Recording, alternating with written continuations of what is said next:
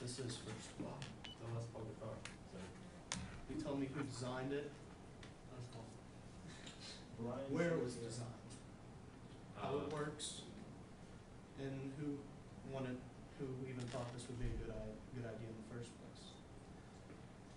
The electric guitar has become one of America's most popular icons, and has slowly gone from an experiment or something they thought would work in orchestras to the rock and roll evolution that it is today.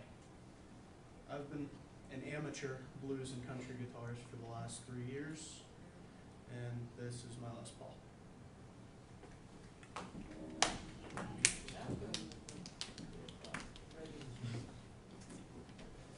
The invention of the electric guitar started around the early 19th century when performances became larger. This was the era where big bands were popular, orchestras. So they demanded louder instruments for one of two reasons. Either to match with the orchestra, or this was shortly after the Prohibition, so everybody was drinking again, so they would gather in small buildings, and it was very loud, crowded, so they need instruments to power over the crowd noise. Before electric, they tried this by trying larger body sizes, metal bodies, in order to try to get the acoustics to vibrate and resonate a little louder. They started to look towards the electric when they figured out that guitars were getting too ridiculously sized and people weren't able to comfortably play them. Among the first first musicians to master this sound were jazz musicians, countrymen. They were the first ones to start incorporating this into the traditional wave of music, you could say.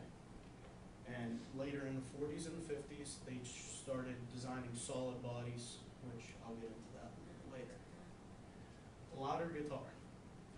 The first Spanish-style guitar, which these electric guitars now are Spanish-style, was designed around 1800. Later in the 1850s, a guy by the name of C.F. Martin designed the X-bracing, which right here you see is placed on the top of the guitar near the sound hole. It allows more surface area for the sound to get in there, bounce around, resonate, and come out of the guitar amplified. About 40 years later, Orville Gibson designed the first archtop guitar, which was basically a way of having a bigger, louder guitar without having a big, bulky body. The first electric guitar was patented in 1931 by George Beecham and Adolf Rickenbacker. They designed an electromagnetic pickup, which would take the vibration of the guitar strings, transfer them through a magnet underneath the strings, out a cable, and into an electric tube. This was first used in the steel guitar, which became known as the frying pan for its shape. It was a rather smaller guitar. And later in the 30s, they started applying this to the Spanish-style guitar. This didn't come easy. It was a little weird at first because the pickups were just picking up the strings and the vibration of the body. So the tone was very fuzzy, distorted, and it didn't sound very good. So in 1939 through 1940, the Slingerland Company released what they called the Log. It was Les Paul's first solid pine guitar, which is here. It was massive. It was heavy. Guitar weight, I believe, close to 17 pounds. Oh. It was just not practical at all. It didn't sound the best. And in the 40s, men Paul Bigsby and Leo Fender, you probably recognize the Fender guitars, they began experimenting with some new, more slender and sleek bodied guitars. The first to pioneer the sound to make it popular were people such as Eddie Durham, Oscar Moore, and the countrymen Noel Boggs and Earl Travis. Some of the ones that became very popular out of this electric sounds were blues players such as Muddy Waters and T-Bone. The commercial success. The electric guitar became one of the most recognized icons. Became the typical 1950s rock and roll icon with the slick back hair, the leather jacket, the fast car, and their electric guitar. They started mass producing Spanish style guitars, electrified near 1939 and 1940s. And again in 1940 he experimented with the log and more solid body designs to try to get away from the distortions and feedback. In 1947, Paul Bigsby and the countryman Merle Travis, who was famous for his steel guitar playing, they started to work on different solid body designs to try to narrow down Les Paul's design of a 17-pound guitar. And Leo Fender, he designed the Stratocaster at the time, was the first to start mass producing and sending these guitars all over the world. And in '52, the next big competitor, Gibson, which designed the Les Paul, the SG, and the Flying V, were the most populars. They started to become a real competitor in Fender's plan of taking over music, basically. These cheaper guitars allowed most teens to enter the stage of music rebellion and start their own independent wave away from the traditional orchestra and big band music.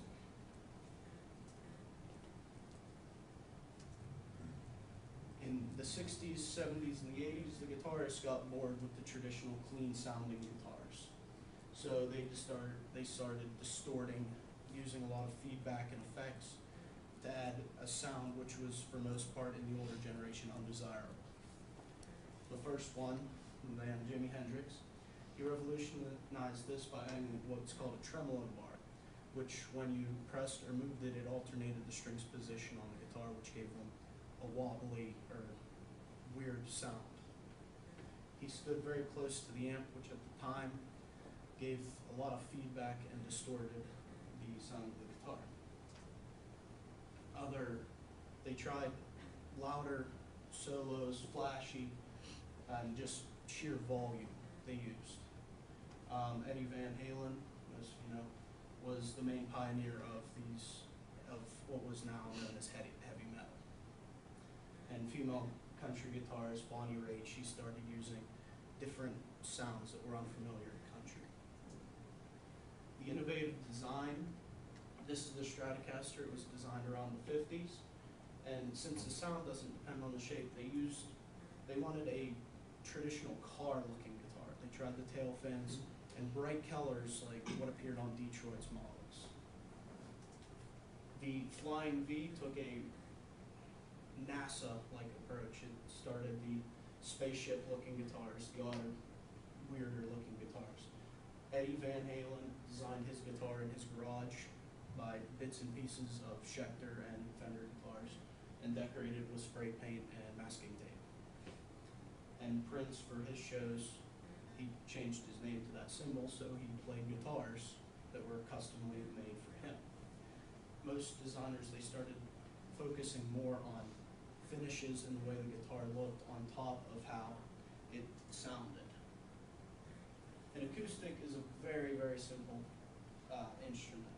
When you play the strings, they bounce through the body on all the surface area, and as they bounce through, it magnifies them, and they come out the sound hole right here as an amplified tone. They started using steel strings and brass strings to replace the traditional just nylon string, which was starting to go dull.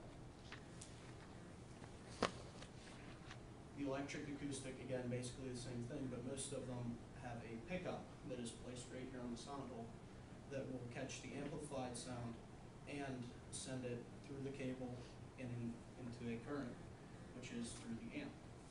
The solid body guitar used a very different style.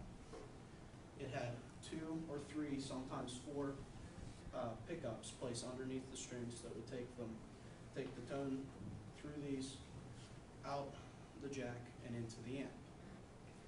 There are 3 different kind of pickups. There's the single coil, which would just have 1, the double coil, and these are humbuckers, which were first not even considered a pickup because most people did not like their sound.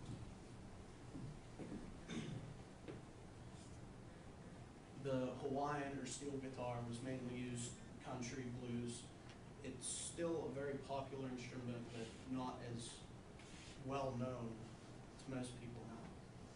played using a steel bar. There's no fingering, so it always has a constant changing tone. Les Paul, his father, electric guitar.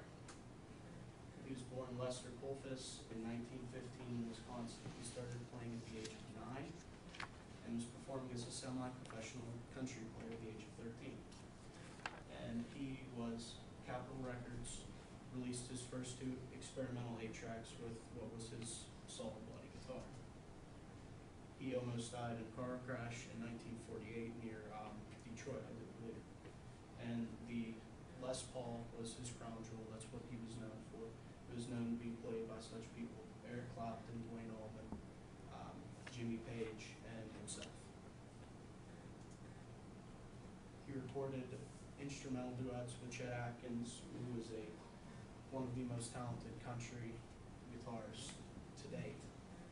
And at the age of 90 in 2005, he released the American-made World Plate, which was basically just not a show, but a traveling act with most famous guitarists.